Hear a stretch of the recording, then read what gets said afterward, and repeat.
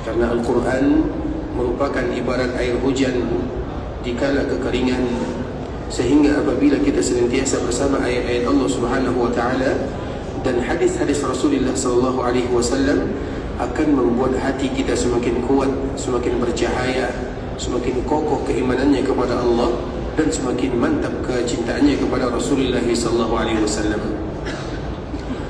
Kemudian salawat beriringkan salam semoga senantiasa tercurahkan berjunjungan alam Nabi kita yang mulia, uswah dan qudwah kita bersama Muhammad bin Abdullah sallallahu alaihi wasallam, yang dianjurkan bagi kita untuk selalu memperbanyak mengucapkan salam dan salawat kepadanya.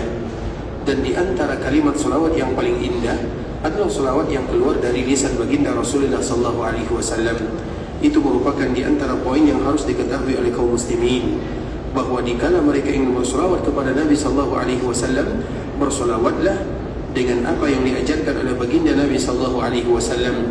Karena dikala bersalawat itu, ikhwatul Islam, para sahabat bertanya, "Ya Rasulullah, hada salam, ini adalah salam, fa kaifa nusalli alaika?" Bagaimana kami mengucapkan salawat?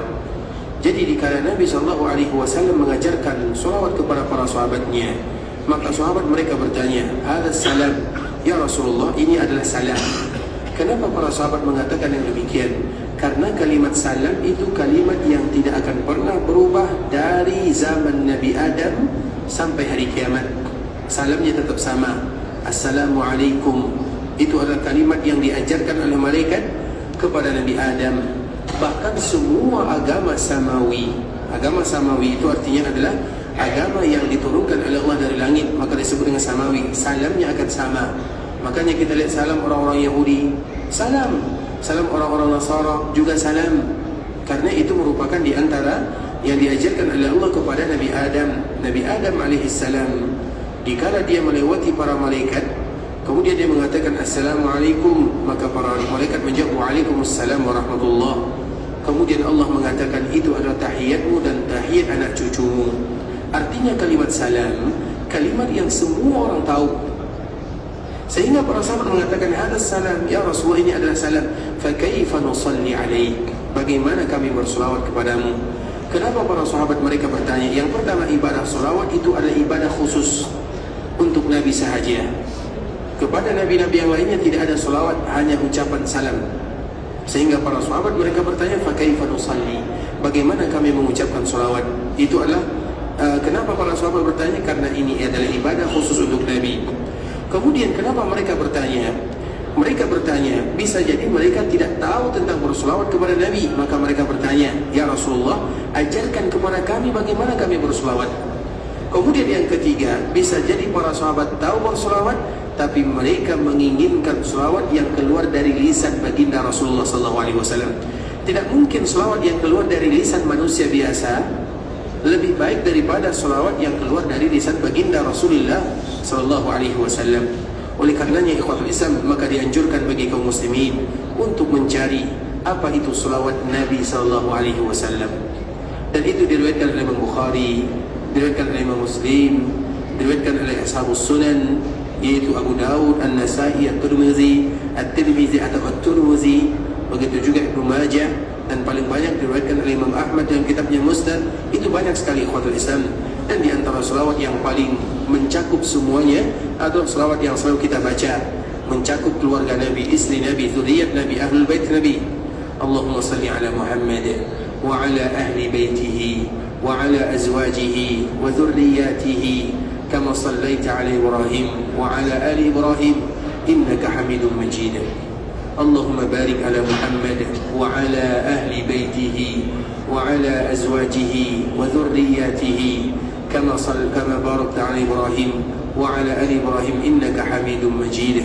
Ini adalah selawat yang terindah yang keluar dari lisan baginda Nabi yang mulia, diajarkan kepada para sahabatnya, dan mencakup selawat kepada semua orang yang dicintai oleh baginda Nabi yang mulia, yaitu berselawat kepada Nabi, berselawat kepada ahlul bait Nabi, berselawat kepada istri-istri Nabi, berselawat kepada zuriat Nabi, berselawat kepada kakek Nabi, yaitu Nabi Ibrahim alaihissalam. Sehingga ini merupakan di antara selawat yang mesti dihafal oleh kaum muslimin, karena ini adalah selawat yang keluar dari lisan baginda Rasulullah sallallahu alaihi wasallam. ikhwatul Islam, saudara kaum muslimin, para tetamu Allah rahimani wa rahimakumullah. Sekarang pembahasan kita kembalikan kepada salah satu di antara keutamaan kota Madinah, adalah sebuah tempat yang dinamakan dengan Raudhah. Sebelumnya kita telah menjelaskan ikhwatul Islam bahawa Raudhah itu ada dua. Yang pertama Raudhah yang disebutkan batasannya oleh baginda Nabi SAW, dan yang kedua adalah Raudhah yang sifatnya umum. Dan kita juga telah menjelaskan bahawa Masjid Nabawi ini secara makna yang kedua bisa dinamakan semuanya dengan Raudhah. Kemudian ikhwatul Islam, Raudhah itu diikat dengan surga. Raudhatun min riyadil jannah, taman di antara taman-taman surga. Dan tidaklah sesuatu diikat dengan surga kecuali seolah-olah akan mengantarkan seseorang ke dalam surga yang sesungguhnya. Karena memang kalau kita ingin bertanya, siapakah manusia yang paling beruntung? Siapakah manusia yang paling berjaya? Siapakah manusia yang paling mendapatkan keberkahan? Siapakah manusia yang paling mendapatkan keberuntungan? Mereka yang mendapatkan keberuntungan dan kejayaan adalah mereka yang selamat dari api neraka. Orang yang selamat dari api neraka, merekalah orang-orang yang beruntung, berjaya sesungguhnya.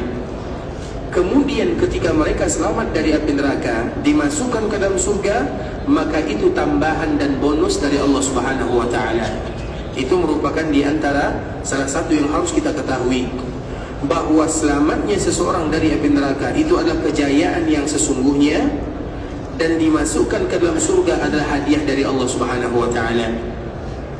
Mengapa demikian ikhwatul Islam? Allah menyebutkan faman zuhziha 'anil nar, barang siapa yang diselamatkan dari api neraka. Artinya tidak akan ada orang yang selamat kecuali Allah yang memberikan keselamatan kepada mereka. Maka di antara salah satu doa yang tidak boleh dilupakan oleh kaum muslimin adalah berlindung dari api neraka 3 kali dalam satu hari. Tidak boleh kita melewatkan hari kecuali kita meminta kepada Allah, Allahumma inna na'udzubika minan nar, Allahumma inna na'udzubika minan nar, Allahumma inna na'udzubika minan nar. Setiap hari kaum muslimin harus mengucapkan kalimat ini 3 kali. Ketika seorang mukmin mereka mengucapkan kalimat ini 3 kali, maka neraka akan berkata, ya Allah, jauhkan dia dariku. Kemudian di antara salah satu keberuntungan juga wa udkhilal jannah, dan barang siapa yang selamat dari api neraka dan dimasukkan ke dalam surga. Artinya tidak akan ada orang yang bisa masuk ke dalam surga kecuali karena pertolongan dan taufik dari Allah. Maka kita ikhwatul Islam jangan pernah menganggap ibadah kita ini bisa memasukkan kita ke dalam surga. Tidak. Ibadah hanya sekedar penyebab masuk surga, bukan memasukkan ke dalam surga. Dua kata kalimat yang berbeza. Ibadah bukan memasukkan ke dalam surga, tapi menyebabkan kita masuk ke dalam surga. Karena yang memasukkan kita ke dalam surga adalah Allah Subhanahu wa taala, dan yang menyebabkan kita masuk ke dalam surga adalah ibadah yang dimudahkan oleh Allah kita beribadah. Karena kita tidak akan sanggup beribadah kecuali karena pertolongan dari Allah. Kita tidak akan bisa sholat berjamaah kecuali Allah yang memberikan kemudahan kita melangkahkan kaki. Kita tidak sanggup berpuasa kecuali Allah yang memudahkan kita berpuasa. Artinya semua ibadah yang kita lakukan itu pertolongan dari Allah Azza wa Jalla. Kemudian karena ibadah yang kita lakukan yang itu pertolongan dari Allah, itulah yang menyebabkan masuk ke dalam surga. Maka kita tidak bisa masuk surga kecuali atas pertolongan Allah Subhanahu wa taala. Sehingga dari sini ibadah tidak pernah memasukkan kita ke dalam surga, tapi ibadah menyebabkan kita masuk ke dalam surga Allah Subhanahu wa taala. Dan orang yang paling beruntung adalah mereka yang selamat dari api neraka dan masuk ke dalam surga. Maka itulah makna daripada ayat Allah, faman zuhziha 'anil nari wa udkhilal jannata faqad faz. Barang siapa yang selamat dari api neraka kemudian dimudahkan masuk ke dalam surga, maka mereka orang-orang yang beruntung. Sehingga kita selalu mendengarkan doa yang selalu kita baca, terutama di dalam surat, di dalam kunut, apalagi kunut Ramadan ya, kunut tarawih. Kita selalu mendengarkan imam mengatakan, Allahumma a'tiq riqabana minan nar, Allahumma a'tiq riqabana minan nar. Itu selalu doa yang kita dengarkan, Allahumma a'tiq riqabana minan nar. Ya Allah, selamatkan a'tiq riqab. Riqab itu artinya leher. Ini apa namanya? Leher, tengkuk atau leher. Allahumma atik riqabana minan nar. Disebut dengan riqab karena biasanya apabila bagian wajah selamat, maka yang lain juga akan selamat. Maka doanya Allahumma atik riqabana minan nar. Selalu kita dengarkan doa ini dalam qunut yang dibacakan oleh imam. Allahumma atik riqabana minan nar. Mengapa demikian? Karena setiap manusia mereka sudah punya tempat duduk di dalam api neraka. Semua kita sudah punya tempat duduk dalam api neraka, semuanya. Sehingga kita harus berdoa kepada Allah supaya tempat duduk itu tidak jadi kita duduki. Semua manusia sudah punya tempat duduk dalam api neraka. Kenapa kita berdoa Allahumma atik riqabana minan nar? Supaya kita tidak mendapatkan tempat duduk dalam api neraka, dan supaya tempat duduk di dalam api neraka diganti dengan tempat duduk di dalam surga. Maka itulah makna Allahumma a'ti riqabana minan nar. Makanya keberuntungan dan kejayaan yang sesungguhnya dikala kita selamat dari api neraka. Makanya Allah ikhwatul Islam, nanti semua kita akan berkumpul dan bertemu dengan Allah Subhanahu wa taala. Setiap manusia mereka akan bertemu dengan Allah, berbicara langsung dengan Allah. Ma minkum min ahadin illa wa sayukallimuhu rabbuh. Laisa bainahu wa bainahu turjuman. Tidak ada satupun di antara kalian kecuali Allah akan berbicara dengannya di hari akhirat. Kemudian tidak ada penterjemah antara dia dengan Allah Azza wa Jalla. Kenapa demikian? Karena Allah memahami semua bahasa kita. Bahasa apapun Allah paham. Kemudian dikala berbicara, maka Allah menyebutkan semua yang dia lakukan di dunia. Dibuka amalan catatannya, Allah bacakan semuanya. Dikala dibacakan, kita tahu bahwa tidak ada hari yang kita lewati kecuali kita berdosa. Siapa di antara kita yang bisa menjamin satu hari ini Ustaz, saya tidak berdosa? Siapa di antara kita yang bisa mengatakan kalimat ini? Tidak ada. Maka itulah butuhnya istighfar. Nabi SAW sahaja dalam satu majlis, itu dalam satu majlis, sebagaimana hadis yang dibawakan oleh Abdullah bin Umar radhiyallahu taala anhuma, kami menghitung istighfar Nabi lebih daripada 100 kali. Itu yang dihitung, belum lagi yang tidak dihitung. Artinya Nabi beristighfar lebih dari 100 kali. Sedangkan kita tentu lebih banyak dari Nabi SAW. Artinya tidak ada di antara kita yang melewat satu hari kecuali kita ada dosa. Makanya selalu kita menyebutkan ikhwatul Islam, dikala kita masuk tandas, toilet, hammam, WC, maka kita membaca doa. Apa doanya? Masuk tandas, Allahumma aftah li. Dah masuk tandas, Allahumma inni a'udzubika minal khubuth wal khaba'is. Taib, itu doa biasa. Ya Allah, aku berlindung darimu dari gangguan jin betina dan jin jantan dan jin betina. Karena memang tempat-tempat itu adalah markas dan sarangnya jin. Kemudian lepas kita dari tandas, kita akan keluar. Nah, keluar dari tandas ini, dari toilet, dari WC, apa doanya? Ghufranaka. Ya Allah, ampunkan dosaku. Kenapa kita harus minta ampun kepada Allah dikala kita keluar dari tandas? Di tandas itu apa yang kita lakukan? Buang hajat. Kemudian dikala kita keluar, kita minta ampun. Kira-kira dosa kita apa supaya sehingga kita minta ampun kepada Allah? Dosa kita dan kesalahan kita ikhwatul Islam, karena selama kita berada di tandas, kita tidak boleh berzikir dengan lisan. Selama kita berada di tandas, di WC, di toilet, kita tidak boleh berzikir dengan lisan. Selama kita berada di sana dan lisan kita tidak berzikir, karena memang tidak diizinkan berzikir, berarti kita minta ampun kepada Allah. Ya Allah, ampunkan dosaku karena saya tadi tidak bisa berzikir. Berarti kalau kita tidak berada di tandas, maka kewajiban kita adalah harus selalu berzikir. Dalam satu hari kita lebih banyak berzikir atau menghibah atau namimah atau bercerita. Sedikit sekali kita berzikir kepada Allah. Artinya ikhwatul Islam, bahwa tiada hari yang kita lewatkan kecuali kita berdosa. Maka di saat itulah Allah membuka lembaran catatan, tulisan, kitab, dibuka, dibacakan satu-satu. Ini antara hamba dengan Allah, antara Allah dengan hamba. Kemudian dikala dibacakan, semua catatannya dosa. Setiap hari ada dosanya, dosa. Ibadahnya mungkin sedikit sahaja. Kemudian hamba ini, dia malu kepada Allah. Dan hamba yang beriman, dikala dibacakan catatan bukunya, Dia tidak memungkiri, dia akan mengatakan iya. Sedangkan orang yang tidak beriman, maka mereka akan memungkirinya. Wahai fulan, kamu melakukan dosa ini. Dia mengatakan tidak. Kemudian Allah katakan lagi, wahai fulan, kamu lakukan dosa ini. Dia mengatakan tidak. Maka dikala dia mengatakan tidak, aku tidak melakukannya, aku tidak melakukannya, di saat itulah ditutup mulutnya. Al-yawma nakhtimu ala afwahihim wa tukallimuna aydihim. Hari ini kami kunci, kami tutup mulutnya. Kenapa? Karena mulutnya selalu berdusta. Kepada Allah pun dia berdusta, apalagi kepada manusia.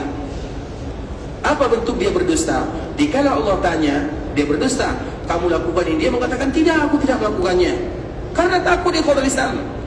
Kemudian dikala dia berdusta, maka ditutup mulutnya. Yang berbicara adalah tangan, kaki dan jasadnya. Sedangkan orang yang beriman, dikala ditanya, wahai fulan, kamu melakukan ini, kamu berdosa, kamu ini, kamu itu, apa kata orang yang beriman kepada Allah? Iya, aku melakukannya. Maka itulah yang disebut dengan istighfar. Istighfar itu, kalau orang terbiasa beristighfar, istighfar itu artinya mengaku melakukan kesalahan. Kita pasti melakukan kesalahan. Orang yang bersalah tidak masalah. Yang masalah adalah orang yang bersalah dan tidak mengaku dia bersalah. Bersalah itu adalah manusia. Makanya tidak ada manusia kecuali bersalah. Kalau ada manusia tidak bersalah, tidak manusia namanya. Yang tidak bersalah itu adalah malaikat. Tapi dikala mereka bersalah, mereka beristighfar. Disitulah yang namanya bersalah dan mengaku melakukan kesalahan. Itulah yang termulia. Jadi hamba yang mulia bukan hamba yang tidak bersalah. Hamba yang paling dicintai oleh Allah adalah hamba yang bersalah dan berdosa, kemudian mereka mengakui kesalahan dan dosanya. Maka di dalam sebuah kalimat yang terkenal dengan Sayyidul Istighfar, istighfar itu ada pemimpin istighfar. Allahumma anta rabbi, la ilaha illa ant, khalaqtani wa ana abduk, wa ana ala ahdika wa wa'dika mastata'tu, a'udzu bika min syarri ma sana'tu, abu'u laka bi ni'matika alayya wa abu'u bi dhanbi faghfir li fa innahu la yaghfiru dzunuba illa ant. Ini disebut dengan Sayyidul Istighfar. Sayyidul Istighfar itu artinya pemimpin daripada semua istighfar. Kenapa disebut dengan pemimpin istighfar? Karena kita mengatakan abu'u laka bi ni'matika alai. Ya Allah, aku mengaku banyak nikmat yang kau berikan kepadaku. Wa abu'u bi dzambi, dan aku mengaku bahwa banyak dosa yang aku lakukan. Maka disebut dengan istighfar, dan ini wajib dihafal oleh kaum muslimin. Kalau kita belum hafal, nanti cari di internet Sayyidul Istighfar. Namanya Sayyid Al-Istighfar, tuannya istighfar, pemimpinnya istighfar, istighfar yang sesungguhnya. Kemudian ikhwatul Islam, dikala Allah Subhanahu wa taala membacakan catatannya, dia mengaku, iya ya Allah, aku melakukannya. Kemudian setelah dia mengaku, dia melihat ke kanan, tidak ada tempat lari. Dia melihat ke kiri, dia tidak bisa berlari. Di depannya dia melihat seolah-olah diperlihatkan kepadanya Jahannam. Kemudian setelah dia merunduk malu kepada Allah Azza wa Jal, maka di saat itulah Allah mengatakan, wahai fulan, sebenarnya tempat dudukmu di sini, diperlihatkan kepadanya neraka. Sudah ada tempat duduknya di sana. Kemudian apa kata Allah? Aku tutup semua amalan keburukan kamu ini. Aku tutup, artinya aku ampunkan dengan istighfar tadi. Makanya istighfar itu artinya apa? Istighfar itu artinya menutup. Istighfar itu diambil dari kata-kata ghafara. Apa arti ghafara? Ghafara itu artinya penutup. Makanya penutup kepala di dalam bahasa Arab namanya mighfar. Mighfar itu artinya penutup kepala. Nabi setiap kali berperang pakai mighfar, penutup kepala. Karena mighfar diambil dari kata-kata ghafara, artinya ditutup, penutup, ditutup. Ditambah kalimat alif, sin dan ta, istaghfara, menjadi istighfar, artinya meminta ditutup. Kita meminta kepada Allah agar dosa kita ditutup. Dosa tidak hilang. Semua yang kita lakukan tidak pernah hilang. Tapi yang kita minta kepada Allah ditutup. Maka disebut dengan istighfar artinya seolah-olah kita mengatakan, ya Allah tutup dosa saya. Maka dalam istighfar itu ada dua.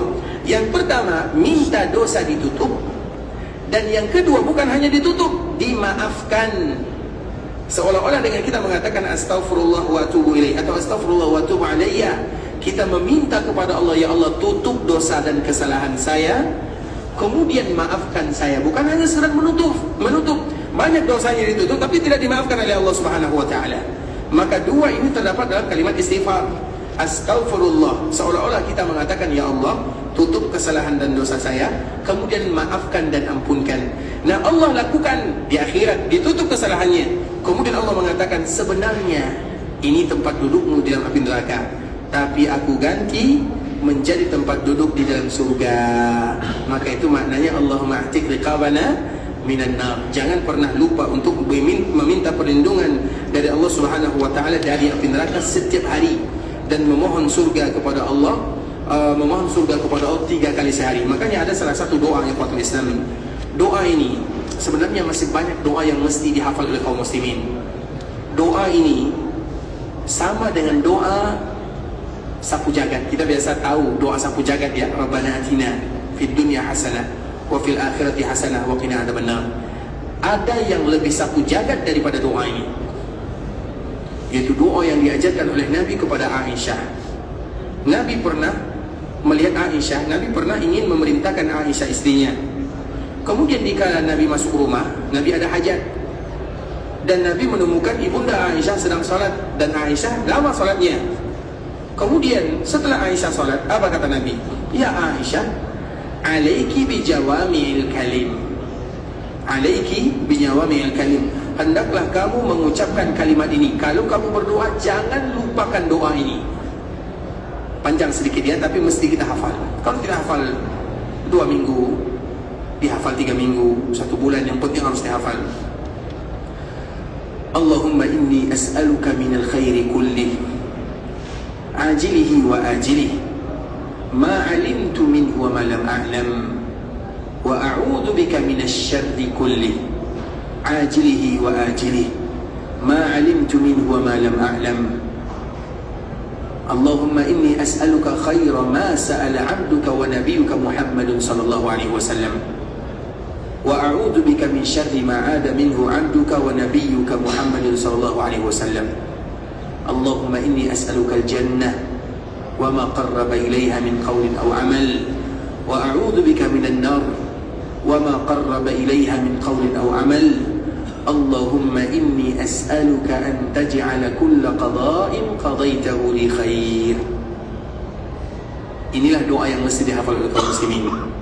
Itu doanya lebih sapu jagat daripada doa sapu jagat. Kenapa? Semua kebaikan ada di dalamnya. Apa maknanya? Ya Allah, Allahumma inni as'aluka min khairi kulli. Aku meminta semua kebaikan yang ada di dunia, kebaikan yang ada di akhirat. Ajilihi wa ajili, yang sekarang dan yang akan datang. Wa a'udzu bika minasy syarri kulli, dan aku berlindung kepadamu dari semua keburukan dunia, keburukan akhirat. Ajilihi wa ajili, keburukan yang sekarang dan yang akan datang. Allahumma inni as'aluka khaira ma sa'ala 'abduka wa nabiyyuka Muhammad sallallahu alaihi wasallam. Ya Allah, aku meminta kepadamu semua kebaikan yang Nabi meminta.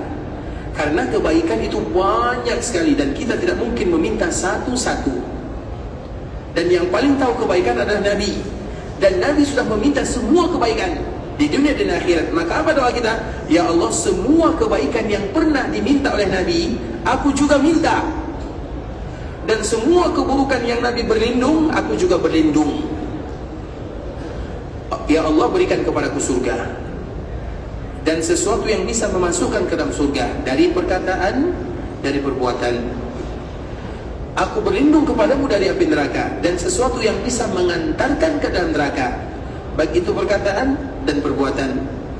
Ya Allah, aku meminta kepadamu semua takdir yang engkau berikan kepadaku terbaik. Maka doa ini ikhwatul Islam disebut dengan doa jawami. Doa jawami itu artinya semua doa ada dalam kalimat ini, semuanya. Apa yang kita minta kepada Allah? Ya Allah, berikan keberkahan dalam kehidupan, berikan kesehatan, panjangkan umur dalam ketaatan, lancarkan rezeki, berikan keturunan yang saleh-saleh. itu ada semuanya di dalam doa ini, semuanya. Maka disebut dengan jawami'ul kalim. Jawami'ul kalim, semua doa kalimat ada di dalamnya, sehingga mesti bagi kaum muslim untuk menghafalnya. Bahkan Nabi mengatakan kepada Aisyah, alaiki, kalimat alaiki, atau dalam bahasa Arab misalnya alaika, itu wajib perintah. Misalnya kita memerintahkan seseorang dalam bahasa Arab, alaika bikada, hendaklah kamu lakukan ini. Kalimat alaika dalam bahasa Arab, lakukan, perintah. Maka Nabi mengatakan kepada Aisyah, alaiki bijawami'il kalim, hendaklah kamu baca kalimat ini. Kenapa demikian? Karena terkandung di dalamnya meminta surga dan berlindung dari api neraka Allah Azza wa Jalla. Oleh karenanya ikhwatul Islam, di antara keberuntungan dan kejayaan adalah selamat dari neraka dan masuk ke dalam surga. Maka Allah mengatakan, faman zuhziha 'anil nar wa udkhilal jannata faqad faza. Barang siapa yang selamat dari neraka, masuk ke dalam surga, itulah yang faz. Faz itu artinya berjaya, beruntung. Jadi keberuntungan manusia itu standarisasinya adalah selamat dari api neraka, masuk ke dalam surga, dan semoga Allah masukkan kita semua ke dalam surganya. Amin amin ya rabbal alamin. Tapi khotbah Islam, sekarang kita akan kembali kepada hadis Nabi karena kita berkaitan dengan surga. Pembahasan kita adalah surga. Dan salah satu surga yang ada di dunia adalah Raudhah. Salah satu surga yang ada di dunia adalah Raudhah. Maka Nabi menyebutkan, ma baina baiti wa mimbari raudhatun min riyadil jannah wa mimbari ala haudi. Di antara rumahku dan mimbarku taman di antara taman-taman surga. Kenapa Raudhah disebut dengan Raudhah? Raudhah itu kenapa disebut dengan Raudhah? Alasannya ada 4 atau 5. Yang pertama, Raudhah disebut dengan Raudhah, taman di antara taman-taman surga, karena siapapun yang diberikan kemudahan berjaya bisa beribadah di dalamnya, maka seolah-olah ibadah yang dia lakukan mengantarkan dia ke dalam surga. Maka disebut dengan Raudhah. Ibadah yang kita lakukan di dalamnya seolah-olah bisa mengantarkan kita ke taman surga yang ada di akhirat. Maka wajar dikala kaum muslimin mereka ingin sekali beribadah di Raudhah. Ibadah di Raudhah itu bebas, tidak mesti ibadah salat. Kalau kita salat, alhamdulillah. Kalau kita bisa baca Quran, alhamdulillah. Kalau kita bisa berzikir, lakukanlah. Kalau berdoa, silahkan. Artinya boleh kita beribadah di Raudhah, semua ibadah, tidak mesti salat saja.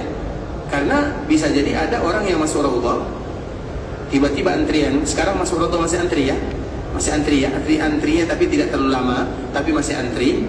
Tiba-tiba kalau dia antri lagi beratur, tiba-tiba dia buang angin.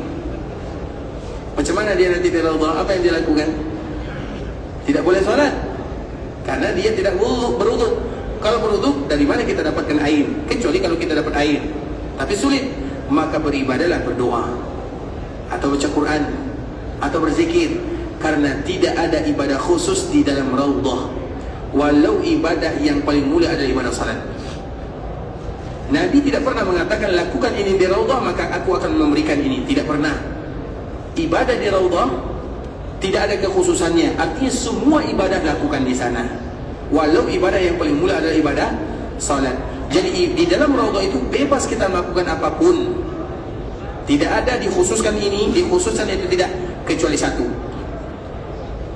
Di tiang Raudhah, karena biasanya di Raudhah itu untuk menentukan, lihat tiang. Kan tiang yang sama kan? Makanya kalau kita lihat ke atas, disebut dengan ini adalah batasan Raudhah, disebut dengan ini Raudhah, atau ini adalah Masjid Nabi. Ada tulisan-tulisan bahasa Arab. Jadi di atas, di tiang-tiang yang masjid lama, masjid dekat Raudhah, itu ada bacaannya, tapi bahasa Arab itu saja. Kemudian ikhwatul Islam, dikala kita berada di Raudhah, maka semua ibadah bebas, kecuali ada salah satu tempat yang dianjurkan dan dikhususkan kita melakukan ibadah di sana. Karena Raudhah itu punya tiang-tiang khusus. Tiang ini disebut dengan tiang Aisyah, tiang ini disebut dengan tiang Abdullah bin Abbas, karena memang mereka menghabiskan masa di sana, waktu di sana. Sehingga dikala kita berada di Raudhah, semua ibadah boleh kita lakukan apapun. Tapi apabila kita menemukan salah satu tiang ustuwana, maka dianjurkan bagi kita salat di sana. Di mana tiangnya? Tiangnya itu adalah di mana sekarang imam masjid menjadi imam di sana. Jadi tiang itu sudah diboking oleh imam. Artinya kemungkinan kita mendapatkan tiang tersebut ada atau tidak? Ada. Kalau kita jadi imam Masjid Nabawi. Tapi bisa tidak jadi imam Masjid Nabawi? Allahu a'lam jawabannya. Kita tidak tahu. Artinya kalau kita berada di tempat ini, maka dianjurkan kita sholat. Betul-betul dianjurkan kita sholat. Dan itulah kelebihan dan kemuliaan yang Allah berikan kepada imam-imam. Karena mereka sholat di tempat yang sangat mulia, tempat yang dikhususkan. Sedangkan selain tempat ini, maka sila kita melakukan ibadah apapun. Kalau dimudahkan sholat, alhamdulillah. Kalau masih ada waktu, kita baca Quran. Masih ada waktu, kita berdoa. Masih ada waktu, kita berzikir. Lakukan semua ibadah. Karena apapun ibadah yang kita lakukan, seolah-olah akan mengantarkan kita ke dalam surga. Dan kita tidak tahu ibadah mana yang Allah terima. Bisa jadi yang Allah terima itu adalah ibadah salat. Bisa jadi yang Allah terima itu adalah ibadah zikir. Bisa jadi ibadah baca Quran. Bisa jadi ibadah yang kita terima itu adalah ibadah dikala kita mengalah. Misalnya kita berada di Raudhah, banyak orang, ada yang tua, sempit tempatnya, kita geser. Itu ibadah. Bisa jadi itu yang diterima oleh Allah Azza wa Jalla, yang lain tidak diterima. Maka semua kemungkinan bisa diterima. Maka kenapa disebut dengan Raudhah? Raudhah itu disebut dengan Raudhatun min Riyadhil Jannah karena apapun ibadah, artinya bebas kita beribadah di dalamnya. Ibadah apapun yang kita lakukan di dalamnya seolah bisa mengantarkan kita ke dalam taman surga yang sesungguhnya. Maka kemarin kita telah menyebutkan di ikhwatul Islam bahwa Raudhah itu adalah hadiah dari Allah untuk penduduk Madinah. Kemudian makna yang kedua, kenapa Raudhah disebut dengan Raudhah? Raudhah disebut dengan Raudhah itu ikhwatul Islam karena dikala kita mendapatkan kemuliaan, ada jadwal masuk ke Raudhah, maka kita akan mendapatkan ketenangan, kenyamanan. Seolah-olah hati kita itu nyaman. Misal kita datang ke kota Madinah, kemudian kita berada di kota Madinah 4 atau 5 hari. Dalam waktu 5 hari ini kita tidak dapat jadwal ke Raudhah. Bagaimana perasaan? Apa yang kita lakukan? Tak ada jadwal ke Raudhah. Nah, kalau tak ada jadwal ke Raudhah, apa yang kita lakukan? Cari ustaz. Ustaz mana jadwalnya? Saya ingin masuk Raudhah. Kemudian kalau tidak ada jadwal lagi, bisa jadi kita marah, tidak tenang. Padahal masuk Raudhah itu wajib atau rukun? Rukun atau wajib? Sunnah. Masuk Raudhah itu sunnah. Artinya kalau ada orang datang ke Madinah tidak masuk Raudhah berdosa? Tak. Kalau kita katakan rukun atau wajib, siapa yang tidak yang datang ke kota Madinah kemudian tak masuk Raudhah, maka dia berdosa. Kalau kita katakan rukun atau wajib, tapi dia hanya sekedar sunnah. Artinya kalau Allah, sunnah itu apa makna sunnah? Kalau kita lakukan dapat pahala, kalau tidak macam tu tarifnya, macam tu pengertian sunnah. Apa itu sunnah? Kalau dilakukan dapat pahala, kalau tidak dilakukan rugi. Bisa dipahami? Kalau dilakukan dapat pahala, kalau ditinggalkan tidak mengapa. Maka itulah yang membuat kita malas beribadah. Karena kalau dilakukan alhamdulillah dapat pahala, tak dilakukan tidak apa-apa. Sehingga kita malas jadinya. Tapi kalau ta'rifnya, kalau definisinya sunnah itu artinya dilakukan dapat pahala, ditinggalkan rugi. Berarti seolah-olah kita akan semangat beribadah. Sama dengan Raudhah, datang ke Raudhah itu adalah sunnah.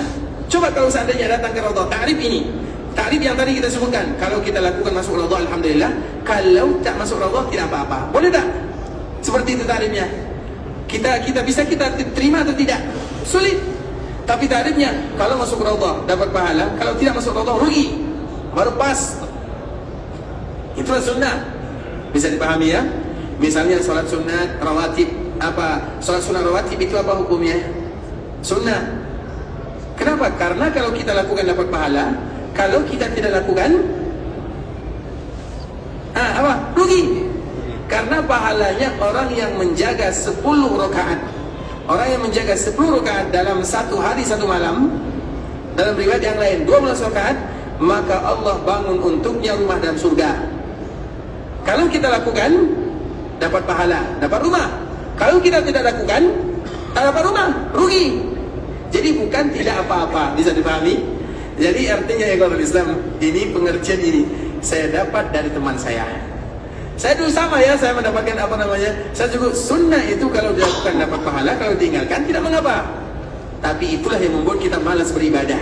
Artinya malas melakukan perkara sunnah. Tapi dikala mendengarkan kalimat yang dilakukan dapat pahala, ditinggalkan rugi, semangat kita beribadah. Ini ada teman kami dari Malaysia ya, namanya Ustaz Datuk Dr. Abdul Basit. Mungkin sebagian kawan dari Malaysia tahu ya.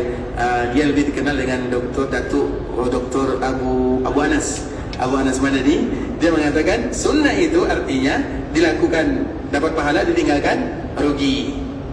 Sehingga pengertian ini pengertian yang membuat kita semangat. Begitu juga dengan Raudhah. Raudhah itu sunnah. Tapi coba kalau datang ke kota Madinah tak dapat Raudhah, maka kita akan marah, hati gelisah, tidak tenang, marah-marah saja pembawanya. Kenapa saya tidak masuk Raudhah? Kenapa tak masuk Raudhah? Padahal sunnah. Karena kita merasa rugi, hati tidak tenang. Kalau rugi, hati tak tenang. Maka dikala kita berada di Raudhah, hati akan tenang dan nyaman. Itulah di antara makna Raudhah, bahwa dikala kita dimudahkan bisa beribadah, kita akan tenang nyaman di dalamnya. Baik. Yang ketiga, kenapa Raudhah disebut dengan Raudhah? Raudhah disebut dengan Raudhah ikhwatul Islam karena ada beberapa ta'rif ya. Raudhah disebut dengan Raudhah karena Raudhah itu artinya taman surga. Karena memang Raudhah ini betul-betul turun dari surga. Tadi kita sebutkan Raudhah itu adalah hadiah dari Allah untuk penduduk Madinah, sebagaimana Hajar Aswad hadiah dari Allah untuk penduduk Makkah. Dan kedua-duanya sama-sama berasal dari surga. Hajar Aswad namanya Hajar Abyad. Dia besar, batu besar.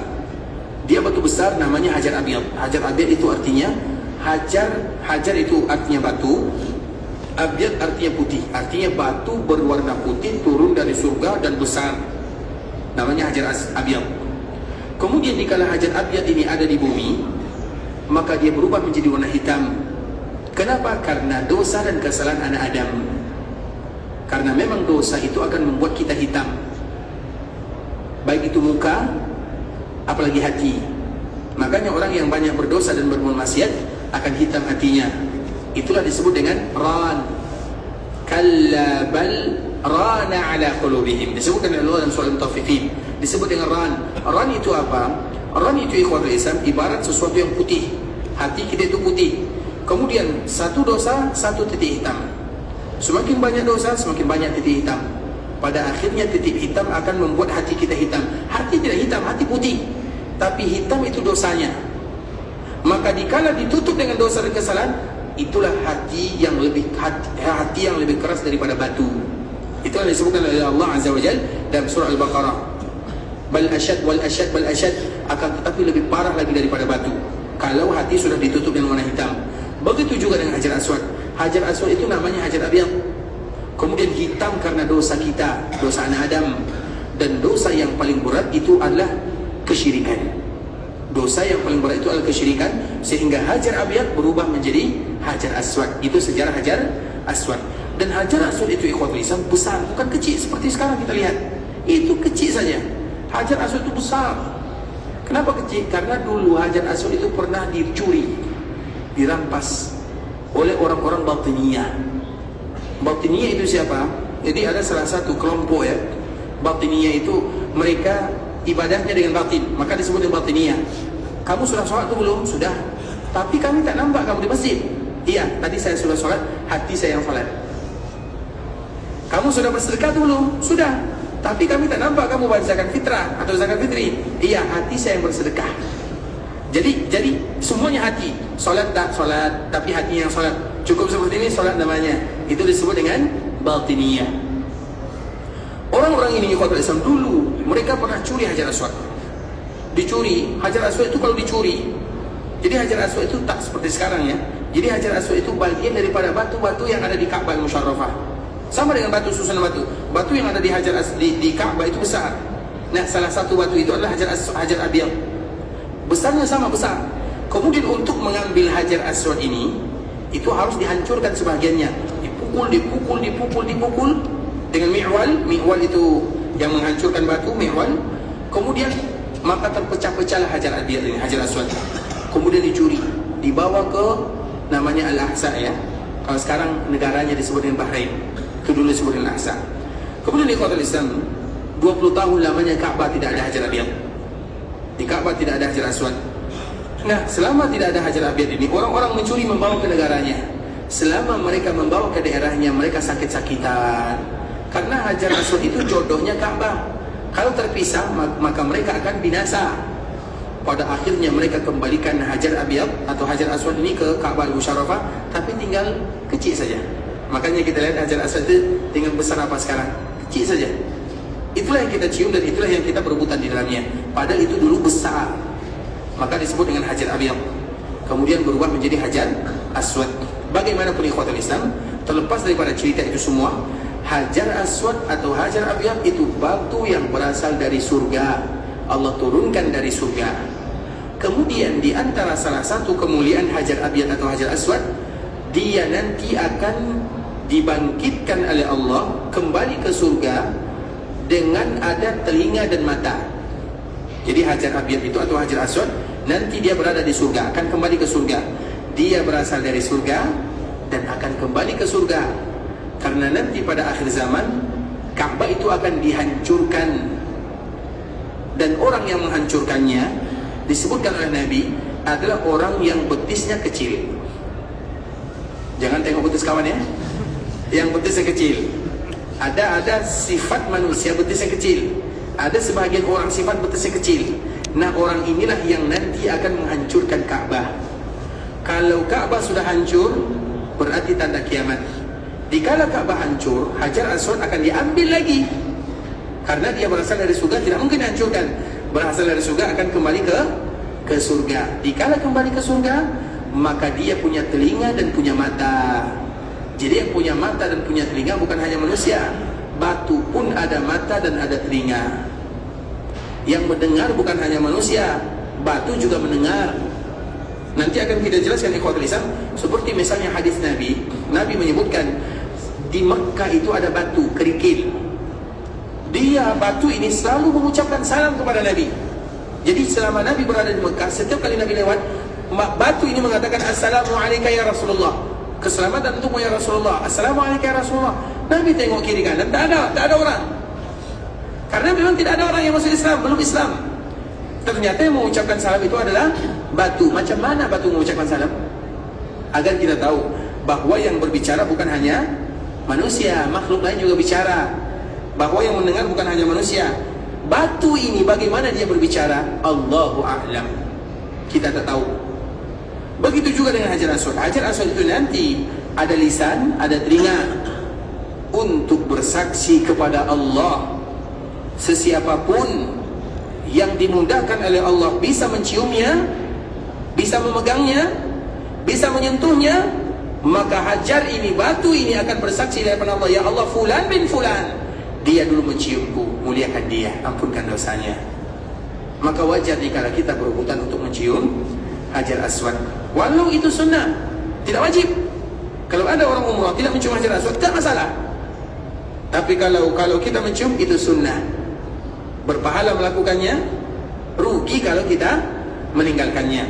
Makanya dianjurkan jika kita tawaf, kita mencium Hajar Aswad dulu. Kalau tak bisa, mencium sesuatu yang memegang Hajar Aswad. Misalnya kita berebutan mencium Hajar Aswad, tak dapat, banyak orang kuat besar, kemudian kita bisa memegangnya dengan tangan ini atau tangan ini, maka tangan ini yang kita cium. Kalau tangan kita atau salah satu anggota badan, bahkan misalnya kita bawa pen misalnya, bawa pena misalnya, kemudian pena ini menyentuh Hajar Aswad, boleh kita cium pena ini karena dia bersentuhan dengan yang mulia. Mencium pena ini bukan karena penanya barokah, tidak, bukan karena penanya mulia, tidak. Dan itulah yang dilakukan oleh Nabi. Jadi Nabi di kala tawaf di Ka'bah, suatu ketika Nabi tawaf dengan menggunakan onta. Jadi Nabi tawaf dengan menggunakan onta. Dari sini para ulama menyebutkan ikhwatul Islam, kalau ada orang yang tawaf dengan kendaraan tidak masalah. Misalnya pakai sekarang apa namanya? Sekarang pakai apalah namanya, yang penting pakai kendaraan itu boleh, tidak menjadi masalah. Karena Nabi juga melakukan tawaf demikian. Kemudian ada mihjan Nabi. Mihjan itu artinya tongkat. Mihjan Nabi tak mungkin menyentuh Hajar Aswad, tapi mihjan ini, tongkat ini yang menyentuh Hajar Aswad. Nabi mencium tongkatnya. Begitu juga kita, Kalau kita tidak bisa mencium langsung, kita mencium sesuatu yang menempel dengan Hajar Aswad. Misal tangan kita ini, maka kita cium tangan. Kalau juga tak bisa, karena banyak orang sulit, maka kita cukup memberikan isyarat dikala kita tawaf dengan mengatakan Bismillah ya Allahu Akbar pada awal kita bermula tawaf. Tapi setelah kita tawaf, maka cukup Allahu Akbar saja. Nah, dikala kita mengucapkan Allahu Akbar ini, kita cium tangan atau tidak? Cium tangan. Betul nih. Siapa tanggung jawab? Siapa yang suruh cium tangan? Sila jawab. Kalau ada yang bisa jawab, sila. Cium tangan atau tidak? Siapa yang mengatakan tidak, tanggung jawab. Kenapa tidak? Yang mengatakan iya, kenapa iya cium tangan? Karena kita beribadah tentunya kita ingin tahu kenapa kita harus melakukannya. Misalnya kita cium tangan, oh Ustaz, Nabi cium tangan, tidak masalah. Tapi mana, apa bukti? Tentu ada dalilnya. Iya Ustaz, dulu Nabi seperti ini, tidak menjadi masalah. Nah, cium tangan atau tidak? Karena ini ibadah yang kita lakukan di Fatul Islam, semua ibadah tentunya kita harus ada buktinya. Ibadah itu harus ada bukti. Bukti itu artinya kalau kita cium tangan tak masalah. Tapi kenapa kita cium tangan? Itu yang mau jadi pertanyaan. Yang tak cium tangan juga tak masalah. Kenapa kita tidak cium tangan? Nah, siapa yang bisa jawab? Ada? Tadi Fatul Islam. Dikala kita tawaf, maka dikala kita tidak bisa ini, maka tangan kita ini boleh kita cium. Kalau sekiranya tangan kita bersentuhan dengan Hajar Aswad. Masalahnya tangan kita bersentuhan dengan Hajar Aswad atau tidak? Kalau tidak, maka cukup memberikan isyarat. Bisa dipahami? Nah, kalau seandainya Allah mudahkan tangan kita ini bisa, kita masuk. Kemudian apalagi sekarang orang tak lama, tak banyak. Kemudian kita ingin sekali untuk mencium Hajar Aswad, tapi tak diberikan kejayaan dan kemudahan, belum berjaya misalnya, maka kita memegangnya. Nah, boleh bagi kita menciumnya. Kenapa? Karena tangan kita ini telah menyentuh Hajar Aswad. Tapi kalau tidak bersentuhan, maka cukup dengan memberikan isyarat Allahu Akbar. Pada putaran pertama Bismillah ya Allahu Akbar. Pada putaran berikutnya Allahu Akbar. Kemudian pada putaran ketujuh, maka tidak lagi kita memberikan isyarat. Jelas sampai di sini ya? Baik, yang tak jelas boleh bertanya. Ada yang terjelas? Baik, itu Hajar Aswad. Kenapa kita membahas Hajar Aswad? Karena ada hubungannya dengan Raudhah. Begitu juga dengan Raudhah. Sebagaimana Mekah Allah hadiahkan Hajar Aswad, maka Raudhah Allah hadiahkan untuk penduduk Madinah. Sama-sama turun dari surga. Jadi Raudhah itu turun dari surga. Sebagaimana Hajar Aswad turun dari surga, maka wajar jika kita berlomba-lomba untuk ingin beribadah di dalamnya. Dan wajar kita merasa rugi kalau kita tidak mendapatkan ibadah di dalamnya. Hajar Aswad kalau kita tidak dapat, kita rugi. Raudhah kalau kita tidak bisa, kita juga merasa rugi.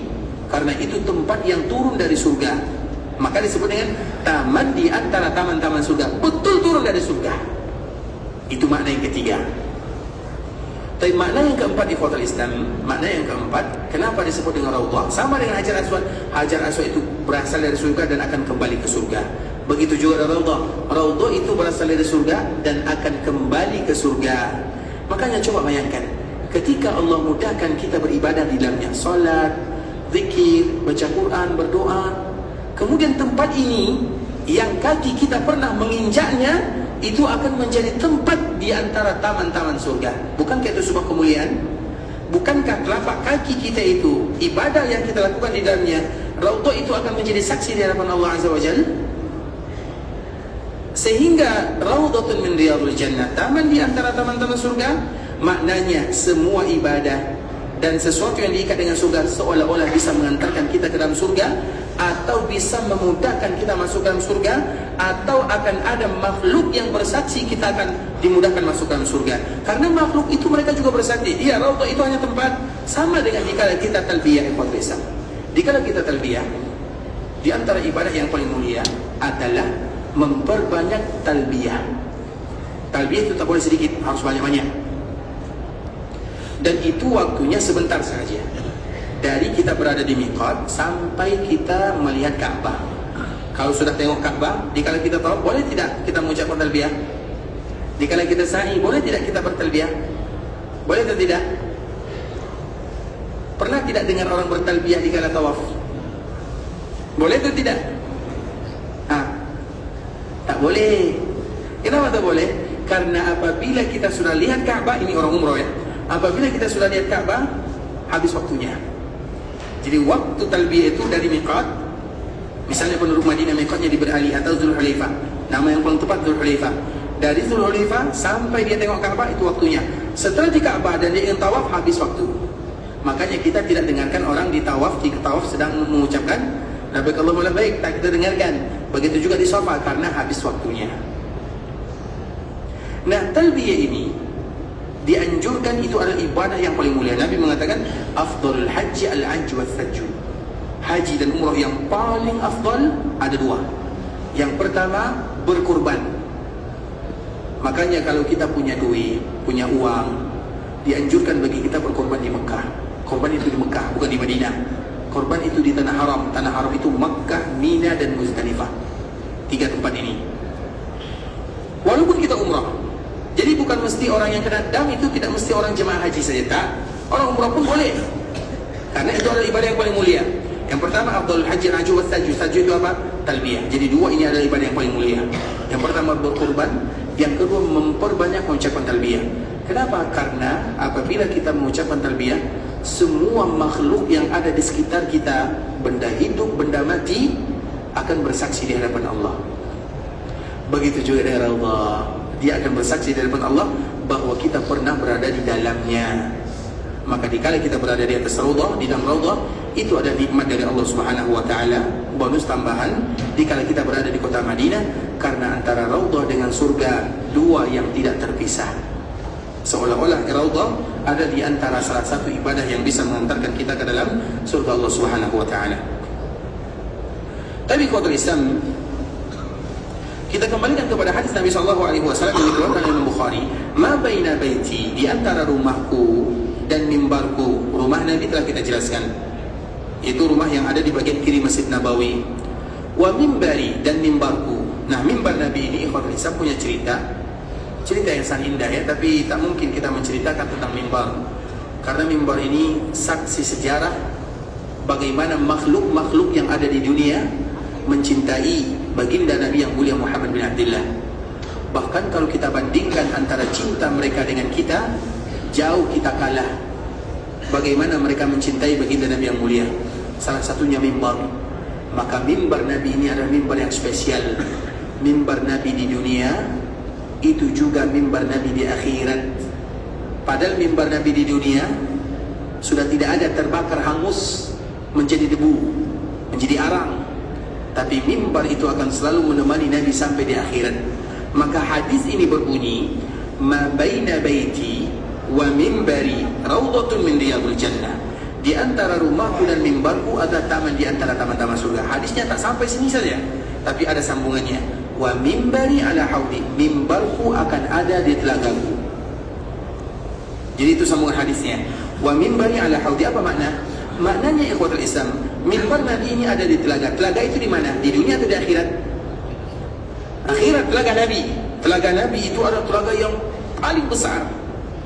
Telaga yang apabila kita minum darinya, maka kita tidak akan haus untuk selama-lamanya di akhirat. Sehingga para ulama ikhwatul Islam, setiap kali mereka minum Zam-Zam, ini Zam-Zam, mereka berdoa, "Ya Allah, berikan kepadaku kemudahan untuk bisa minum dari telaga Nabi, dan jadikan aku tidak pernah haus di akhirat untuk selama-lamanya." Haus di dunia mudah saja, tapi kalau haus di akhirat, kemana kita akan cari air? Tidak ada. Maka itulah diantara salah satunya ikhwatul Islam, para ulama setiap kali mereka minum Zam-Zam, itu yang mereka minta kepada Allah. Apalagi Zam-Zam ini adalah air yang barokah, air yang dianjurkan bagi kita untuk memperbanyak meminumnya, bukan mencicipinya. Zam-Zam itu diminum, bukan dicicipi. Makanya orang yang minum Zam-Zam 1 cawan, 2 cawan, mereka masih mencicipi Zam-Zam, bukan minum Zam-Zam. Minum Zam-Zam itu berapa? 10 cawan, baru minum Zam-Zam namanya. 12, 15, baru minum Zam-Zam namanya. Paham? Jadi minum Zam-Zam itu bukan 1 atau 2 cawan.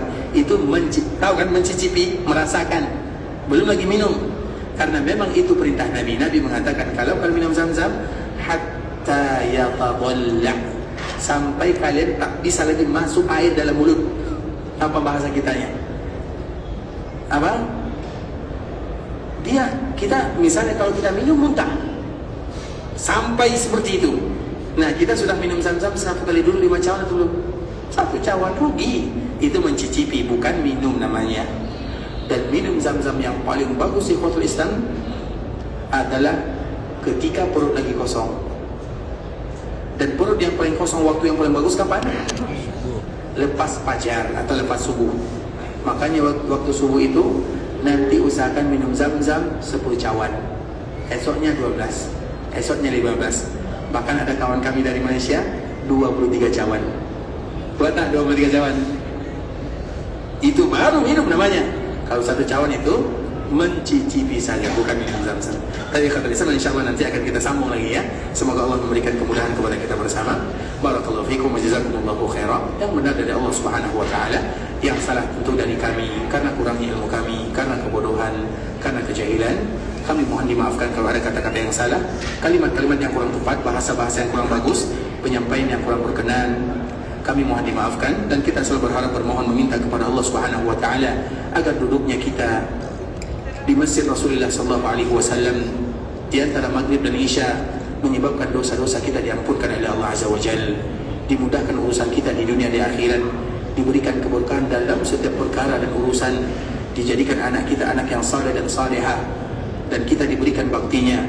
Semoga Allah ampunkan dosa kita bersama, dosa orang tua kita, saudara-saudari kita, keluarga kita, masyarakat kita, dan seluruh kaum muslimin. Kalau ada di antara kita yang ingin pergi ke Mekah, semoga Allah menerima semua amal ibadahnya, mengabulkan setiap hajat dan doanya, dijadikan umrah yang mereka lakukan adalah umrah yang mabrurah, wa sa'yan mashkurah wa dzamban maghfurah.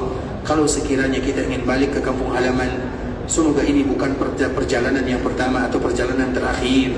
Semoga Allah selalu memberikan kepada kita umur panjang, sehat, rezeki yang banyak untuk selalu bisa beribadah kepada Allah Subhanahu wa taala di tanah haram Makkah dan Madinah.